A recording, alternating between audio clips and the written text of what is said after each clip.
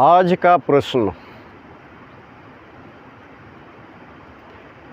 अगर गुरु ब्रह्मा, गुरु विष्णु, गुरु महेश और गुरु साक्षात परम ब्रह्म,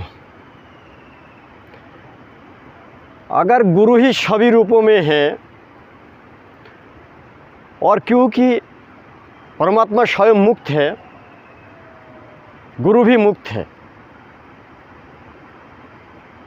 तो मुक्त होने के लिए गुरु हमें गुरु मंत्र क्यों देते हैं?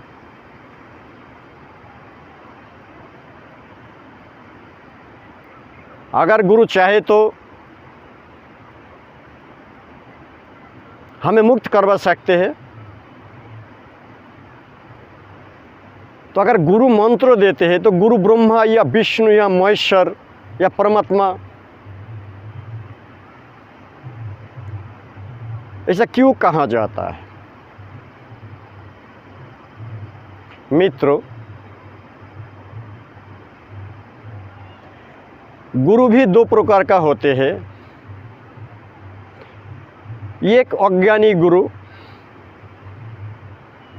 और एक तत्वज्ञानी गुरु अर्थात ब्रह्मज्ञानी अर्थात मुक्त पुरुष। ब्रह्मज्ञानी वो है जिन्होंने जन्म और मरण इन दोनों से मुक्त हो गए हैं और उस अशरीरी आत्मा को जान चुके हैं जो अमर है। और एक जो अज्ञानी गुरु है वो अभी साधक है, लेकिन किसी परंपरा से जुड़ा हुआ है।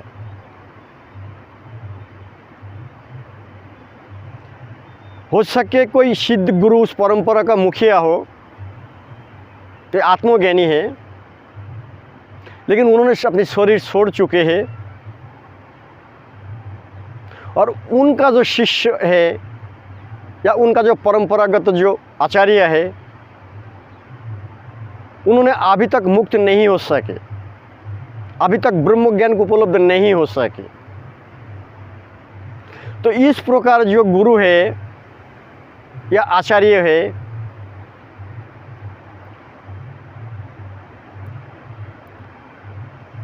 उनके द्वारा ये दीक्षा की व्यवस्था की गई है। दीक्षा का मतलब है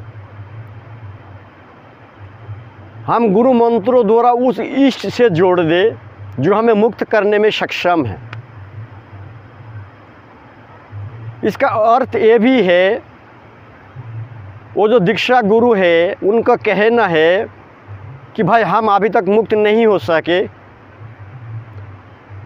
लेकिन जो हमारा गुरु परंपरा है, इष्ट परंपरा है, आप उनसे जुड़ जाइए। जब उन्होंने आप पर कृपा करेंगे, खुश होंगे, तब मुक्ति का पथ दिखाएंगे। और यही से दीक्षा गुरु का प्रादुर्भाव हुआ है, आविर्भाव हुआ है। और एक गुरु ये भी है जो मंत्र दीक्षा नहीं देते, उसे हम दीक्षा गुरु नहीं, सद्गुरु या शिक्षा गुरु रूप में पाते हैं। वो आपको मुक्ति मार्ग में चलने का जो भी नियम है, सिस्टम है, मुक्त होने के लिए जो जो अज्ञानता हमारा अंदर है उसे नाश करने के लिए और मुक्ति में सहायक जो जो नियम है, जो जो साधनाएं हैं, वो हमें देते हैं। चाहे वो ध्यान साधना हो, जप साधना हो, कर्म योग हो, भक्ति योग हो, जितनी भी मार्ग है वो साधकों की स्वभाव के अनुसार उन्हें साधना द्वारा मुक्ति के लिए चलते हैं। क्योंकि वो गुरु या सद्गुरु स्वयं मुक्त है और जिन मार्ग द्वारा उन्होंने उस मुक्त स्थिति को प्राप्त की है तो साधकों को उस मार्ग द्वारा आगे ले जाते हैं, उसमें मंत्र की कोई आवश्यकता नहीं पड़ते। क्योंकि अगर हम किसी इष्ट का मंत्र जप कर रही है तो इष्ट भी हमें सहायता करेंगे गुरु रूप में ही। इष्ट का तो कोई शरीर नहीं होंगे, लेकिन वो हमारा हृदय में उपस्थित होकर, आत्मा में स्थित होकर, अंतःकरण में बैठे हुए ठीक वही कार्य करेंगे जो सद्गुरु करते हैं आपके सामने। ये तो मंत्र उनको लेना पड़ता है जो सद्गुरु को जिनको मिला नहीं है अभी तक। तो उन्हें बहुत पथ, बहुत सारे रास्ता, बहुत सारे मार्ग चलना पड़ता है, इष्ट को संतुष्ट करना पड़ता है, इष्ट के निर्देश अनुसार चलना पड़ता है, उसी पथ के अनुसार। तो फिर जब इष्ट को लगता है कि नहीं ये व्यक्ति साधक हो सकता है, इन्हें कुछ हम दे सकती है, हमारा प्रति समर्पित है, तो इष्ट आपके हृदय में आ जाएंगे और आपको प्रेरणा देते रहेंगे। और उस प्रेरणा को अगर आप समझ सके, आपकी बुद्धि उस स्टेज तक पहुंच चुके कि आपके हृदय की वाणी को सुन सके, तो ही आप इष्ट वाणी को पकड़ पाएंगे, अन्यथा नहीं। लेकिन अगर सद्गुरु आपके पास है तो आमने सामने बैठे हुए आप जहाँ भी तकलीफ हो आपकी साधना जीवन में, जहाँ रुकावट आ गई है, ऑब्स्टेकल आ गए, आप आगे नहीं बढ़ पा रहे हैं, सद्गुरु जानते हैं जो आप कहाँ पर आपका समस्याएं है, वो तुरंत आपको उस समस्या तक पहुंचा देंगे और उसका समाधान का रास्ता भी आपको बता देंगे, जिस पर चलते हुए आप तुरंत उस बाधाओं से बच जाएंगे और साधना जीवन में और आगे बढ़ते जाएंगे, आपका चेतना को विकास होते रहेंगे।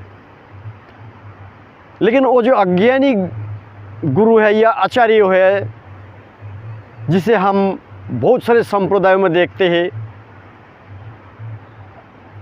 ये लोग खुद मुक्त नहीं हो सका और इसीलिए ये लोग गुरु दीक्षा देते हैं। दोनों ही रास्ता ठीक है, लेकिन अगर सद्गुरु मिल जाए तो समझ लेना, अगर आप उनके प्रति समर्पित है, जिस प्रकार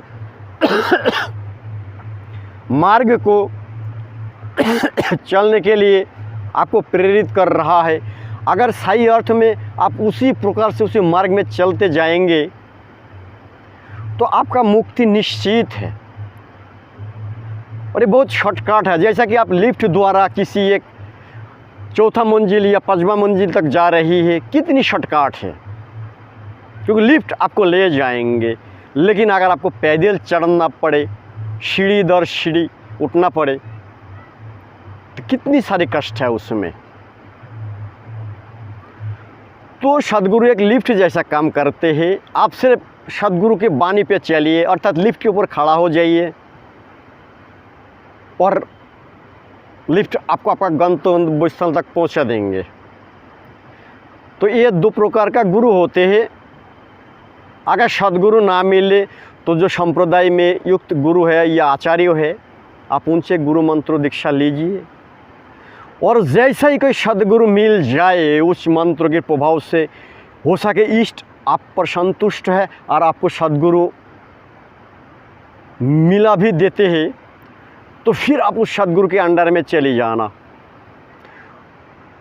अब कहेंगे कि सद्गुरु को पहचान क्या है, हम कैसे जाने कि ये सद्गुरु है या ठगबाज गुरु है या अज्ञानी है। इसका प्रमाण ये है, आप उनके सामने प्रश्न रखिए, आपकी समस्याएं रखिए, साधना विषय कोई भी प्रश्न आप उनके सामने रखिए। अगर वो समर्थ है, तत्वज्ञानी है, आत्मज्ञानी है, ब्रह्मज्ञानी है, मुक्त पुरुष है, तो आपका सभी समस्या को समाधान करने में सक्षम होंगे।